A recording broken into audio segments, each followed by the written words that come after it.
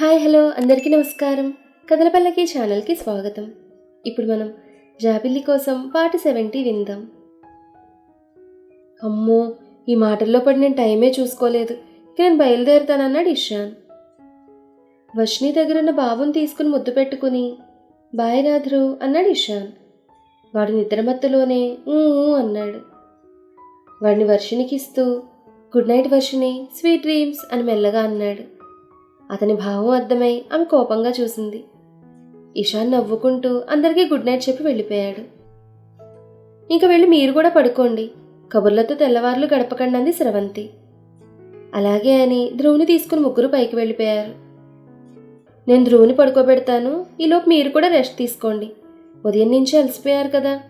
ముఖ్యంగా మృదు పాపం, మార్నింగ్ నుంచి అలా కుర్చీలోనే కూర్చున్నాం. నైట్ అంతా జర్నీ చేసి కూడా అంది వర్షిణి. అదే కాదు, నేను కూడా అలసిపోయాను, నాకు మాత్రం చెప్పవే అంది సంగీత. నిన్ను కూడా కలిపే అన్నాను కదే. సరే, ఇప్పుడు చెప్తున్నాను. సంగీత మేడం గారు, మీరు బాగా పనిచేసి అలసిపోయారు, రెస్ట్ తీసుకుని మమ్మల్ని ధన్యుల్ని చేయండి అంటూ నవ్వింది వర్షిణి. అది అలా అన్నా బాగుంది. నేను ఈ సోఫాలో అడ్జస్ట్ అయిపోతాను. మృదు, నీ ఇష్టం, నువ్వెక్కడ పడుకుంటావో. వర్షిణి రూమ్లో కింగ్ సైజ్ బెడ్ ఒక్కటే ఉండడం చూసింది సంగీత. నేను మన రూమ్లోకి వెళ్ళి పడుకుంటానులే, ఇక్కడే ఉంటే ఏదో ఒకటి మాట్లాడకుండా ఉండం, వాడికి డిస్టర్బ్ అవుతుందంది మృదుల.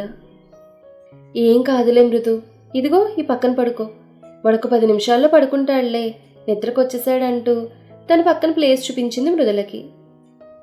వద్దులేవే, కూర్చుంటానులే అంది మృదుల. ఇంత మొహమాటం ఏంటే, రాత్రంతా ప్రయాణం చేసి అలసిపోయి ఉంటావు, మళ్ళీ మార్నింగ్ నుంచి ఇప్పటి వరకు ఆఫీస్లోనూ షాపింగ్లోనే సరిపోయిందంటూ ఆమెను బెడ్ మీదకి లాగడంతో సర్లే అని చివరికి జరిగి పడుకుంది. అమ్మని అమ్మ, దానికేమో కింగ్ సైజ్ బెడ్, నాకేమో తొక్కలో సోఫానా, లేచి కూర్చుంటోంది సంగీత. ఎక్కడా, నీకు నువ్వే నేనే సోఫాలో పడుకుంటాను అన్నావు, నేను చెప్పే వరకు ఆగావా? నువ్వు అక్కడే పడుకో, ఇటు రావడానికి వీల్లేదు కావాలని అంది వర్షిణి. ముగ్గురు కూడా ఆ బెడ్ మీద పడుకోవచ్చు, అంత విశాలంగా ఉందది. అయ్యో సంగీత, నీకు నోటిదోలు ఎక్కువే. కాసేపు ఆగితే బెడ్ మీద విశాలంగా కాళ్ళు చాపుకుని పడుకునేదానివి కదే, అనుభవించు. తను తాను తిట్టుకుంటూ వర్షిణి మృదుల నవ్వేశారు. సంగీత ఉడుక్కుంటూ సోఫాలో పడుకుని అటువైపు మొహం తిప్పుకుంది.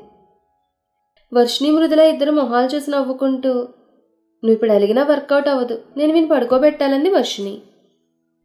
నీ నుంచి అంత ప్రేమ నేను ఆశించడం లేదులే, నువ్వు నా మీద పగబట్టేశావు, నాకు అర్థమైందిలే, ఇటువైపు చూడకుండానే అని ముసుగు తన్నింది. వర్షిణి నవ్వుకుంటూ తను పడుకుని వాడికి పాలిచ్చింది. వాడు పాలు తాగిన తర్వాత భుజం మీద వేసుకుని తిప్పింది. కాసేపటికి వాడు నిద్రలోకి జారుకున్నాడని అర్థమై మెల్లగా బెడ్ మీద పడుకోబెట్టి మరి కాసేపు జోకొట్టింది. వాడు ఇప్పుడప్పుడే లేవడని అర్థమై మృదుల సంగీత వైపు చూసేసరికి ఇద్దరు గాఢ నిద్రలో ఉన్నారు. బాగా అలసిపోయినట్టున్నారు, పడుకొని అనుకుంటూ తన ఆఫీస్ నుంచి తెచ్చుకున్న ఫైల్స్ తీసుకొని లైట్లన్నీ ఆపేసి టేబుల్ ల్యాంప్ వేసుకుని చైర్లో కూర్చుని వాడిని స్టడీ చేయసాగింది. దాదాపు 2 గంటల తర్వాత మృదులకు మెలకువ వచ్చి చూసింది. టైం చూసేసరికి 1 గంట దాటింది. ఇంతసేపు పడుకున్నానా అనుకుంటూ చూసేసరికి వర్షిణి లేదు. ఆ చీకట్లోనే రూమ్ అంతా కలియ చూసింది. ఒక పక్కన బెడ్ లైట్ వెలుగులో వర్షిణి ఫైల్స్ చూస్తూ కనిపించింది. ఇంతసేపు ఫైల్స్ చూస్తుందా అనుకుంటూ ధ్రువ్ ఎక్కడ లేస్తాడో అని మెల్లగా వర్షిణి అంటూ పిలిచింది. సీరియస్గా ఫైల్స్ చూస్తున్న వర్షిణికి వినపడలేదు. మెల్లగా లేచి వర్షిణి దగ్గరికి వెళ్ళి భుజం మీద చెయ్యేసింది. సీరియస్గా ఫైల్లో మునిగిపోయిన వర్షిణి ఉలిక్కిపడి చూసింది. కంగారు పడకు వర్షిణి, నేనే గుసగుసగా అంది మృదుల.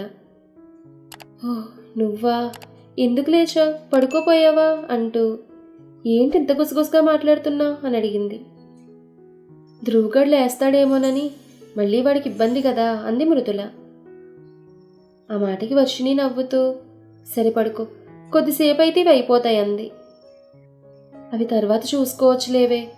అసలు ఇషాన్ ఎలా కలిశాడు నిన్ను, ఏంటి అదంతా చెప్పు నాకు ముందు. సాయంత్రం నుంచి టెన్షన్తో చచ్చిపోతున్నాను, పైగా ఆంటీ అంకుల్ని మావయ్య అత్తయ్య అని పిలుస్తున్నాడు, నాకేం అర్థం కావడం లేదు. మళ్ళీనేమో ఈ విషయాలేవి అంకుల్ వాళ్ళకి తెలియదంటూ సైగ చేశావంది మృదుల. ఈ కొంచెమే, ఇవి చూసేసి వస్తాను లేవే, కాసేపు పడుకోండి అంది వర్షిణి. ఇక టెన్షన్తో చచ్చిపోతుంటే నువ్వు తాపీగా ఫైల్స్ చూస్తావా? సాయంత్రం నుంచి ఎంత ఉగ్గపట్టుకుంటున్నానో తెలుసా? సంగీతను అడుగుదాం అనుకున్నాను, కానీ ఆ తింగర్ది ఉన్నదానికి 4 ఎక్స్ట్రా వేసి చెప్తుందని నిన్నే డైరెక్ట్గా అడుగుదామని వెయిట్ చేస్తున్నానంది మృదుల. ఆ మాట అనడం పూర్తి కాకముందే మృదుల నెత్తి మీద దెబ్బ పడింది. అబ్బా అనుకుంటూ వెనక్కి తిరిగి చూసేసరికి చీకట్లో తెల్లటి ఆకారం కనబడింది. దెబ్బకు జడుసుకొని దెయ్యం దెయ్యం అని అరిచింది. వెంటనే మృదుల నోరు మూసింది సంగీత. ఏంటే, నేను తింకరదన్నా, పైగా నన్ను చూసి దెయ్యం అంటావా? కోపంగా అంది సంగీత. ఇలా చీకట్లో తెల్లబట్టల్లో ఉంటే దెయ్యం అనుకోక దేవత అనుకుంటారా ఏంటి? ఆమె చెయ్యి తన నోటి మించి తప్పిస్తోంది మృదుల. నిన్ను చూడ్డానికి పైనుంచి దేవతల దెయ్యాలు దిగొస్తాయి మరి, నోరు మూసుకో అంది సంగీత మరింత కోపంగా. వాళ్ళిద్దరి వైపు చూసి నవ్వుతూ, నువ్వెప్పుడు లేచావు సంగీత అంది. ఇదిగో ఇది నీతో గుసగుసలాడుతున్నప్పుడే మెలకు వచ్చింది. నాకు తెలుసు మీ ఇద్దరు మాట్లాడుకుంటారని, అందుకనే నిద్రపోయినా కూడా ఓ చెవు మీ వైపు వేసుంచానులే అంది సంగీత. సంగీత మాటలకి ఇద్దరూ నవ్వారు. ఎందుకే నీకంత ఆసక్తి శుభ్రంగా పడుకోక? అయినా నీకు తెలియందేముంది అంది వర్షిణి నవ్వుతూ. తెలిసినా సరే ఇలాంటి విషయాల పట్ల ఎవరికి ఆసక్తి ఉండదు? పైగా నువ్వు దీనికి ఏం చెప్తావో విని నువ్వు మర్చిపోతే మధ్యలో నేను అందించొద్దు అంది. వర్షిణి నవ్వుకుంటూ ఫైల్స్ మూసి సరే బాల్కనీలోకి వెళ్దామంటూ పక్కన లైట్ వేసింది. లైట్ వేయడంతో గదంతా వెలుగుపరుచుకుంది. ఒకసారి కొడుకు వైపు చూసింది. వాడు నిద్రపోతున్నాడు. దగ్గరికి వెళ్ళి బ్లాంకెట్ సరిగా కప్పి వాడి నుదుటి మీద మృదువుగా ముద్దు పెట్టుకుంది. పదండి అన్నట్టుగా వాళ్ళకి సైగ చేసింది.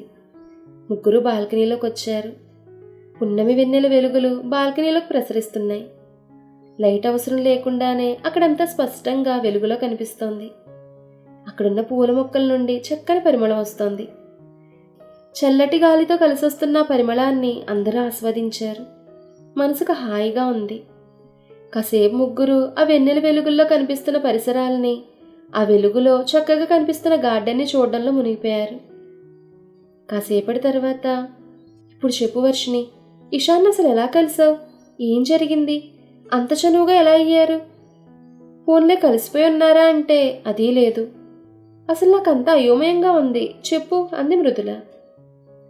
ఇషాన్ నన్ను వదిలి వెళ్ళిపోయిన తర్వాత నుంచి జరిగిందంతా నీకు తెలుసు కదా. బాబు పుట్టుక బెంగళూరు వరకు తెలుసు కదా అంది. తెలుసు. ఆ తర్వాత నీకు హైదరాబాద్లో జాబ్ వచ్చిందని, అక్కడికి వెళ్తున్నానని, అమెరికాకి రానని చెప్పావు కదా అంది మృదుల. అవును, ఇక్కడికి వచ్చి జాబ్లో జాయిన్ అయ్యాను. సంగీత వాళ్ళ అన్నయ్య ఆనంద్ అన్నయ్య వాళ్ళ ఇంట్లో మేడపైన దిగాను. ఆ పక్కిల్లే ఇషాన్ వాళ్ళది. ఆ విషయం నాకు తెలియదు. ఈ విషయం ముందే తెలుసుంటే ఇక్కడి నుంచి వెళ్ళిపోయేదాన్నేమో. ఇషాన్ చాలా రోజులు కనిపించలేదు. ఆ గ్యాప్లో వసుమతి ఆంటీతో పరిచయం పెరిగింది. బాబుని రోజూ తీసుకువెళ్ళి ఆడించేవాళ్ళు. అలా మా మధ్య అనుబంధం మరింత పెరిగింది. ఒకరోజు బాబుని తీసుకొద్దామని ఇంటికి వెళ్ళేసరికి అక్కడ ఇషాన్ కనిపించాడు. షాక్ అయిపోయానంటే నమ్ము. వసుమతి ఆంటీ లాంటి మంచివాళ్లకి, సంస్కారవంతులకి, ఎదుటివారికి మంచి తప్ప చెడు చేయడం తెలియని వాళ్ళకి ఇషాన్ లాంటి కొడుక? అస్సలు నమ్మలేకపోయాను. అప్పటి నుండి ఇప్పటి వరకు జరిగింది మొత్తం మృదులకు వివరించింది వర్షిణి. మై గాడ్, ఇంత జరిగిందా? మృదుల ఆశ్చర్యపోయింది. మరి అలాంటి మంచి కుటుంబంలో పుట్టి ఇలాంటి పాడు పని ఎందుకు చేశాడు ఇషాన్? అసలు ఎంత మంచిగా ఉండేవాడు. నేనైతే నేను మోసం చేశాడని విన్న తర్వాత నమ్మలేకపోయానంటే నమ్ము. అప్పటికీ నేను అంటూనే ఉన్నాను, ఇలాంటి వాటికి దూరంగా ఉంటే మంచిదని. ఏం కాదు, ఇషాన్ మంచివాడని అందరూ కొట్టిపారేశారు. ఈ అబ్బాయిలు ఎప్పుడు ఏం చేస్తారో మనకు అర్థం కాదు. వాళ్ళని మించి మనల్ని ఇంకెవరూ ప్రేమించలేనట్టు, ఆఖరికి తల్లిదండ్రులు కూడా ప్రేమించినట్టు మనల్ని మాయలో పడేస్తారు. మనం ఆ మాయలో నుంచి తేరుకోకముందే ముంచేసి వెళ్ళిపోతారు. అందుకే నేను అబ్బాయిలకు దూరంగా ఉంటానంది మృదుల. నువ్వు చెప్పింది నిజం మృదు. నువ్వు అప్పుడప్పుడు హెచ్చరిస్తున్నానని పట్టించుకోలేదు. మమ్మీ డాడీ కూడా అంతగా గుర్తురాలేదు. గుర్తొచ్చినా మా ప్రేమను ఒప్పుకుంటారులే అని లైట్గా తీసుకున్నాను. ఇషాన్ మాయలో పడిపోయాను. తన మాయలో పడేశాడు. నన్ను పందెం కాశాడు. వర్షిణి మొహం ఎర్రబడింది. ఇది వర్షిణి బుర్రను పాడు చేసేటట్టుంది. అసలే వర్షిని ఇషాన్ అంటే మండిపడుతోంది.